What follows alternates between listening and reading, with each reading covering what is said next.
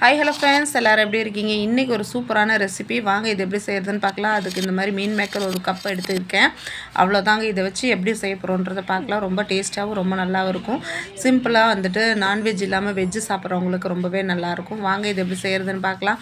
அதுக்கு ஒரு குக்கர் பாத்திரத்தில் தேவையான அளவு எண்ணெய் சேர்த்துக்கலாம். கொஞ்சம் நல்லாவே எண்ணெய் சேர்த்துக்குங்க. எண்ணெய் சூடான உடனே எண்ணெய் சூடானதும் ஒரு ஸ்பூன் அளவுக்கு ஜீரகம் சேர்த்துக்கிறேன். அதுக்கப்புறம் பார்த்திங்கன்னா நீளமாக கட் பண்ணி வச்ச பச்சை மிளகா, பிரியாணி இலை, கொஞ்சமாக ஏலக்காய் எல்லாம் சேர்த்து நல்லா பொரியட்டும். பட்டை எல்லாம் சேர்த்து நம்ம கரம் மசாலா எல்லாம் சேர்த்து நல்லா இந்த மாதிரி பொரிய விட்டுக்கலாம். இப்போ வெங்காயத்தை இந்த மாதிரி நீளமாக கட் பண்ணி வச்சுருக்கேன். அதையும் சேர்த்து நல்லா வந்துட்டு வதக்கிக்கலாம். ரொம்ப வந்துட்டு கோல்டன் கலர் ஆக வேண்டாங்க. லைட்டாக நல்லா வதங்கினா போதும்.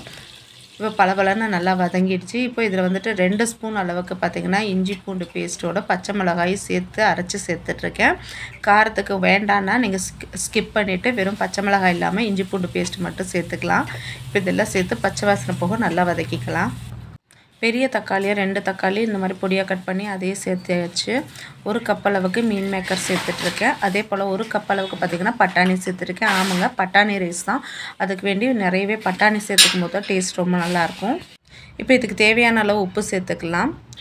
உப்பு உங்களுக்கு எவ்வளோ வேணுமோ அந்த அளவுக்கு சேர்த்துக்குங்க. உப்பு சேர்த்துட்டு கொஞ்சமாக வந்துட்டு மிளகாத்தூள் சேர்த்துக்கிறேன். இது ஆப்ஷனல் தான், வேணால் சேர்த்துக்கலாம். இல்லைன்னா நம்ம பச்சை மிளகாய் காரமே போதுன்னா அதுலேயே சேர்த்துட்டு செஞ்சுக்கலாம். இப்போ கொஞ்சமாக பெருங்காயத்தூள் வாசனைக்கு சேர்த்தாச்சு. இதெல்லாம் சேர்த்து நல்லா வந்துட்டு பச்சை வாசனை போக பரட்டி விட்டுக்குவோங்க. ஒரே மாதிரி பிரியாணி இந்த மாதிரி செஞ்சு புலாவ் இந்த மாதிரி செஞ்சு கொடுக்குறப்பல இந்த மாதிரி பட்டாணி ரைஸ் சேர்த்து கொடுத்தாலும் ரொம்பவே விரும்பி சாப்பிடுவாங்க. இப்போ நான் 2 கிளாஸ் அளவுக்கு அரிசி சேர்த்து இந்த மாதிரி நல்லா கழுவி வச்சுருக்கேன். அந்த அரிசி இதில் சேர்த்துக்கிறேன். நீங்கள் எவ்வளோ வேணுமோ அந்த அளவுக்கு அரிசி நீங்கள் உங்கள் இஷ்டத்துக்கு சேர்த்துக்கலாம். இப்போ கொஞ்சமாக கரம் மசாலாவும் சேர்த்துக்கிறேன். இதெல்லாம் சேர்த்துட்டு நல்லா வந்துட்டு இப்போ பரட்டி விட்டுடலாம். அடி பிடிக்காமல் பரட்டி விட்டுக்குங்க. அதே போல் பார்த்திங்கன்னா தண்ணி வந்துட்டு எவ்வளோ தண்ணி வேணுமோ ஊற்றிக்கங்க. நான் 2 சொம்பு அளவுக்கு தண்ணி சேர்த்துட்டு நல்லா வந்துட்டு இதை மிக்ஸ் பண்ணி விட்டுடுவேன். இப்போ இதெல்லாம் நல்லா கலக்கி விட்டாச்சுங்க.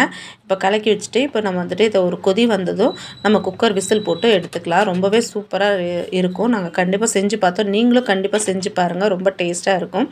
இப்போ வந்துட்டு 2 விசில் விட்டு இதை எடுத்துக்கலாம். 2 விசில் வந்துருச்சு.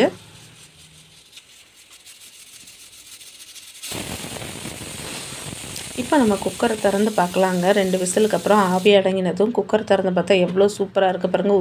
உதிரியான நம்ம பட்டாணி மீன் மேக்கர் பிரியாணி ரொம்ப சூப்பராக ரெடி ஆயிடுச்சு. கண்டிப்பாக ட்ரை பண்ணி பாருங்கள். இதே லஞ்ச் பாக்ஸுக்கும் நம்ம செஞ்சு கொடுத்தோன்னா பசங்களும் பிச்சை வைக்காமல் சாப்பிட்டு வந்துடுவாங்க. கண்டிப்பாக ட்ரை பண்ணி பாருங்கள். இது கூட வெங்காய பச்சடி வச்சு சாப்பிடும்போது ரொம்பவே நல்லாயிருக்கும். கண்டிப்பாக ட்ரை பண்ணி பாருங்கள். வீடியோ பிடிச்சுன்னா லைக் பண்ணுங்கள். நெக்ஸ்ட் வீடியோவில் பார்க்கலாம். பாய்.